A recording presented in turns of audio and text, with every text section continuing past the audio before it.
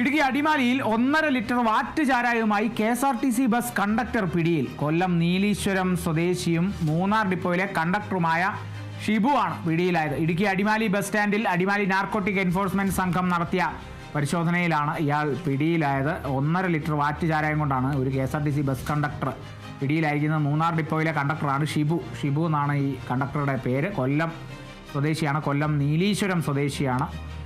Idukki Adimali bus സ്റ്റാൻഡിൽ Adimali narcotic enforcement സംഘം നടത്തിയ പരിശോധനയിലാണ് ഇയാൾ പിടിയിലാകുന്നത്. മൂന്നാർ ഡിപ്പോയിലേക്ക് ഇയാൾ ജോലിയിൽ പ്രവേശിക്കാൻ പോകുന്നതിനിടയിലാണ് അടിമാലിയിൽ വെച്ച് നാർക്കോട്ടിക് സംഘം ഇയാളെ കസ്റ്റഡിയിലെത്തുക. അതായത് മൂന്നാർ ഡിപ്പോയിലേക്ക് എത്തിയില്ല, ഡിപ്പോയിലേക്ക് എത്തുന്നതിന് മുൻപ് ജോലിയിലേക്ക് പ്രവേശിക്കാനായി പോവുകയായിരുന്നു. അതിനിടയിൽ ഈ പരിശോധന നടത്തി നാർക്കോട്ടിക് സംഘം അടിമാലിയിൽ വെച്ച് ഇയാളെ കസ്റ്റഡിയിലെടുത്തു.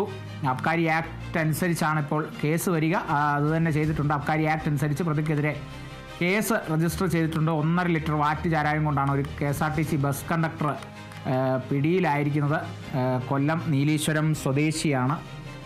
ഈ മദ്യമായതുകൊണ്ടും ഒപ്പം ആ മദ്യമെന്നുള്ളത് സാധാരണ മദ്യമല്ല, കേരളത്തിൽ നിരോധിച്ച വാറ്റ് ചാരായമായതുകൊണ്ടും ഈ ഒരു സംഭവത്തിൻ്റെ ഈ വ്യാപ്തി കൂടുകയാണ്. പോരാത്തതിന് ഡ്യൂട്ടിക്ക് പോകുന്ന ഒരു KSRTC ബസ് കണ്ടക്ടറുടെ പക്കൽ നിന്നും കൂടിയാണ് ഈ 1.5 ലിറ്റർ വാറ്റ് ചാരായം പിടിച്ചെടുത്തത് എന്നുള്ളതും കൂടിയാകുമ്പോൾ ഈ കണ്ടക്ടർക്കെതിരെ എത്തരത്തിലുള്ള നടപടികളൊക്കെ ഇനിയുള്ള മണിക്കൂറുകളിൽ ഉണ്ടാകും എന്നുള്ളത് കണ്ടറിയേണ്ടിയിരിക്കുന്നു. ഗതാഗത വകുപ്പിൻ്റെ അടക്കം നടപടികൾ നേരിടേണ്ടി വരും ഈ ബസ് കണ്ടക്ടർ ഷിബുവിന് എന്നുള്ളതാണ് മനസ്സിലാക്കുന്നത്. മൂന്നാർ ഡിപ്പോയിലേക്ക് പോകുന്ന വഴിയായിരുന്നു ഈ സംഭവം. പരിശോധനയുണ്ടായി പിടിയിലാകുന്നത്. അടിമാലിയിൽ വെച്ച് തന്നെ പിടിയിലായി.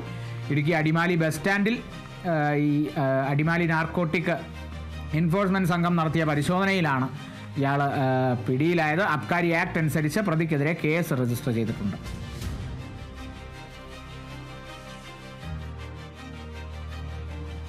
മിഷൻ 110 ഇടതുമുന്നണി യോഗത്തിൽ അവതരിപ്പിച്ച മുഖ്യമന്ത്രി പിണറായി വിജയൻ.